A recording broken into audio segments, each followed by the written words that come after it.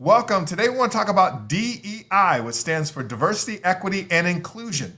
It's a movement that's sweeping all across America. It's in our education systems. It's promoted by our federal government, and many of the largest corporations and organizations have embraced it, and they're actually promoting it.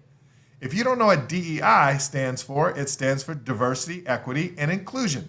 I was recently reading an article in CNN about this, and I want to share it with you and see what you think, because he goes into defining what exactly it is. I'm just going to read a portion of this for you. CNN interviewed 7 DEI experts and industry leaders and asked each to define diversity, equity, and inclusion, including their responses very slightly, but most had a shared vision.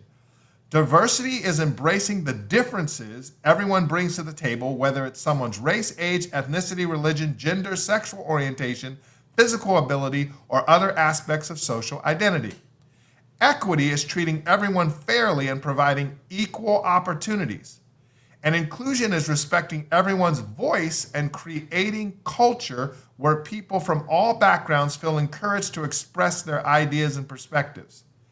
Daniel Apong, founder of the Courage Collective, a consultancy that advises companies on DEI, said DEI was created because marginalized communities have not always had equal opportunities for jobs or felt a sense of belonging in major white corporate settings. That is the genesis of why some of these programs exist, he said. It was an attempt to try to create workplaces where more or all people can thrive. All right, so let's talk about this and think about this. Here are my 7 questions for DEI, and they're in no particular order. Number 1, is it possible that certain ethnicities are more predisposed to pursue certain professions, and that explains why there are more or less of them in a particular field? I'm just asking a question. Is it possible? Second question.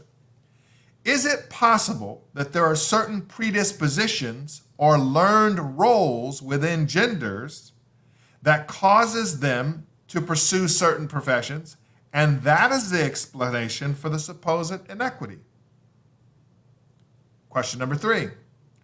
Does anyone want anyone in a professional position solely based on diversity, equity, and inclusion? I would imagine that even the strongest proponents of this would say no. I hope. Number 4, is DEI a response to racism, bigotry, or prejudice within organizations, businesses, and institutions, or just a vision for society? Very important. Number 5. What is the stated objectives or metrics that DEI is targeting? Listen, which is another way to say, how will we know that DEI has worked?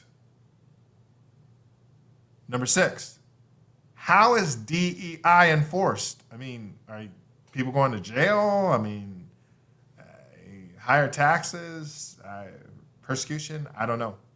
And number 7, and what is the penalty for failure to comply with DEI? Those are my 7 questions.